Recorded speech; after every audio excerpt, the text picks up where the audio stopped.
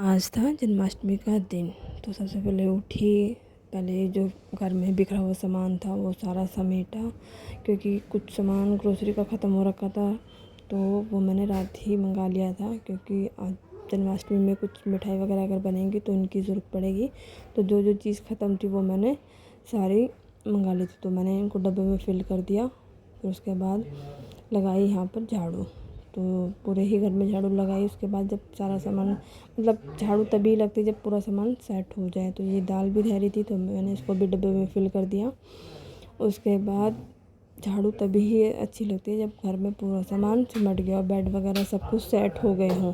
तो ये देखिए कितना कूड़ा निकला, सारे रैपर खाली हुए। तो मैंने डस्टबिन की जगह झाड़ू से निकाल रही थी। फिर मेरे को लगा कि आगे तक पूरी ग्रिलिंग तक ऐसे ही जाएंगे, तो मैंने इनको इकट्ठा करके सारे डस्टबिन में डाल दिए।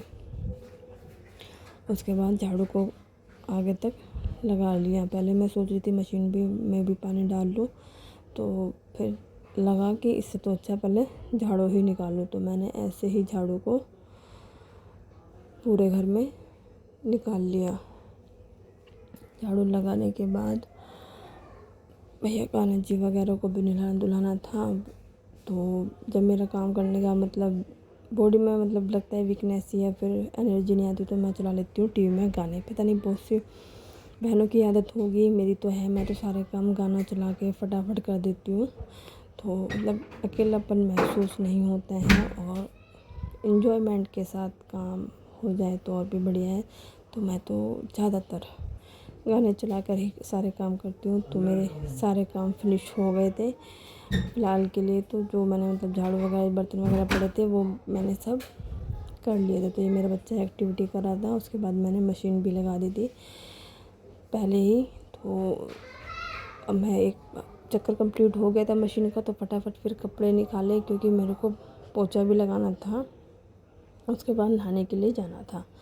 तो ये लोग नाश्ता कर चुके थे, तो मैंने वही बर्तन क्लीन किए हैं। बीच में मैंने इनको नाश्ता भी बना कर दिया है।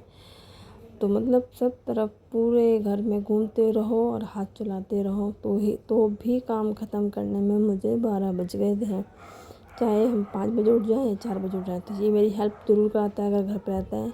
तो फिर मैं आ गई थी बेडशीट बिछाने, क्योंकि जो कपड़े हमने मशीन में से निकाले थे उनको पानी में निकाल कर ड्रायर के लिए डाल दिया था। तो वो पानी मेरा लड़का पानी वाइपर से सूत रहा था, कह रहा था कि मैं मम्मी साफ़ कर दूँ वाइपर से। तो मैंने बोला ठीक है कर दो। इतना मैंने बेडशीट को सेट कर दिया, क्योंकि फिर मैं पोछा लगाऊंगी पूरे घर में। तो ये हो गई थी हमारी बेडशीट बिल्कुल सेट। मेरे को चारों तरफ से दबी हुई बेडशीट ही पसंद है, क्योंकि फिर वो ना निकलती नहीं है। बच्चे अगर खेले भी तो मैं चारों तरफ से बेडशीट को दबा ही देती हूँ। चारों तरफ से तो नहीं, 3 तरफ से ही दबती है। चौथी साइड जिधर से मेरा बेटा लेटा हुआ है उधर से तो खैर नहीं दबती है। तो मैं बैठ कर ही पोछा लगाती हूँ, क्योंकि मेरे को समझ में ही बैठ के आता है। ना ही मैं वाइपर यूज़ करती हूँ, पानी मतलब निकाल दूँगी वाइपर से। पोछा मैं हमेशा बैठ के लगाऊँगी। अभी मेरे पिछले महीने कमर में दर्द हुआ था, तो हस्बैंड जी ने पोछा लगाया था मेरे में, वाइपर से लगा देते। काम पसंद भी नहीं आता किसी का जो डेली करते हैं उनके लिए। तो फिर मैं आ गई थी नहा धोकर। तो मेरे लास्ट के कपड़े थे इसमें, वो भी मैंने पानी निकाल दिया। उसके बाद पानी चलाकर छोड़ दिया। फिर मेरे को दोपहर के लिए लंच भी बनाना था, तो मैंने फिर फटाफट सब्ज़ी काटी और आलू गोभी की सब्ज़ी बनाई दोपहर के लंच के लिए, क्योंकि ऑलरेडी टाइम नहीं देगा। मेरे को लग रहा था कि 10:15 बज चुके थे।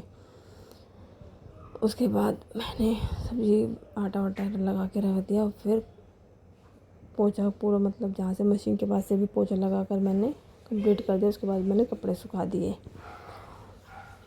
सारे कपड़े निकाल कर पहले मैंने ऐसे ही रख दिए थे। मैं नहाने वहाने के लिए चली गई थी। मैंने कहा कपड़े तो सूखते रहेंगे, धूप भी नहीं निकल रही थी। तो ऐसे ही मतलब मौसम बारिश का सही हो रहा था, कभी हवा चल रही थी।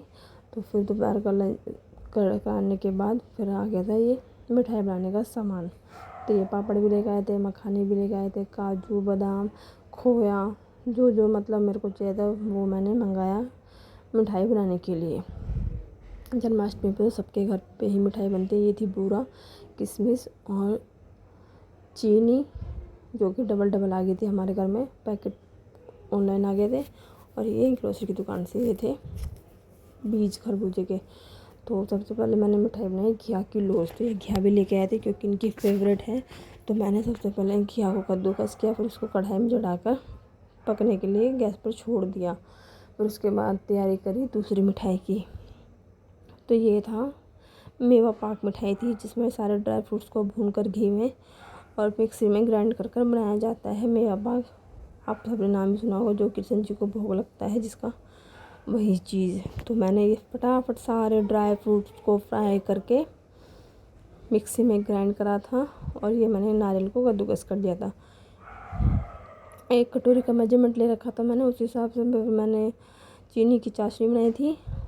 बहुत अच्छी मिठाई बनी थी, मतलब ऐसा लगता है डोडा बर्फ़ी जो बोलते हैं जिसको, पता नहीं आप सबके यहाँ पे क्या नाम देते हैं उसको। तो ये डोडा बर्फ़ी की तरह ही बनकर रेडी हुई थी और घर में सबको बहुत पसंद आई थी। तो ये इधर चीनी की चाशनी बनकर रेडी हो रही है। इधर मैंने ड्राई फ्रूट्स का मतलब ज़्यादा पेस्ट नहीं बनाया, बारीक वाला रोस्ट ही करे थे हल्के हल्के से, एक पल्स मोड पे चलाकर। तो ये चीनी, हमें इसमें चीनी की उसमें चाशनी में कोई तार वगैरह नहीं बनाना है, बस इतना देखना है कि चिपचिपा हो जाए तो उसके अंदर फिर इसको ऐड कर देना है। तो मैं बार बार चेक कर रही थी कि चिपचिपापन है, तो ये सब चीज़ मैं ऐड कर दूँगी। तो ये मैंने खसखस को भी भूल गई थी, तो फिर मैंने खसखस को भी फ्राई कर लिया था अच्छे से। तो मैंने सारा मिश्रण को मिक्स कर लिया, फिर उसके मैंने इसके अंदर ऐड कर दिया। बहुत ही टेस्टी मिठाई बनती है। आप चाहें तो इसको ऐसे ही मिक्स करके जमा सकते हो और आधे घंटे में जमकर रेडी भी हो जाती है। मैंने पर इसके अंदर थोड़ा सा खोया ऐड किया था, क्योंकि मेरे को बिना खोए के स्वाद नहीं आया, मतलब आता मैंने, तो इसलिए मैं थोड़ा सा खोया ऐड किया था। और ये जब तक थिक नहीं हो गया, मतलब गाढ़ा नहीं हो गया, तब मैं इसको कंटिन्यू चलाती रही। उसके बाद मैंने इसमें निकाल के इसको जमा दिया। मतलब बिल्कुल भी चक्का सी नहीं जमती है, थोड़ी रहती है ढीली सी, वो ऐसे जैसे डोडा बर्फ़ी होती है उस तरह से ही जमकर रेडी हुई थी। खाने में बहुत ही टेस्टी लगी थी। उसके बाद मैंने बनाए थे थोड़े से खोए के लड्डू भी, जो जो मिठाई पॉसिबल हुई मैंने वो बनाई। और ये रात के बज गए थे 12। फिर मैंने कान्हा जी को स्नान कराया, उनके कपड़े चेंज किए, क्योंकि कान्हा जी का हो चुका था जन्म। उसके बाद बारी बारी से मैंने दूध से, दही से, शक्कर से, घी से, सब चीज़ मैंने बारी बारी से इनको डाल के, फिर जल से मैं तुलसी के पत्ते लाना भूल गई थी। फिर मैंने सोचा रात को तुलसी को छेड़ना सही नहीं है, तो फिर मैंने तुलसी यूज़ नहीं की इसमें। तो ये था हमारा छोटा सा मिनी व्लॉग। फिर हमने कान्हा जी को रेडी कर लिया। मैंने न्यू ड्रेस सुबह भी बनाई थी और ये भी। तो कैसे लगे हमारे कान्हा जी कमेंट में ज़रूर बताइएगा और राधे राधे लिख के ज़रूर जाइएगा। मिलते हैं नेक्स्ट वीडियो में, नेक्स्ट व्लॉग में। Thank you for watching. ये था हमारा फाइनल लुक कान्हा जी का। राधे राधे।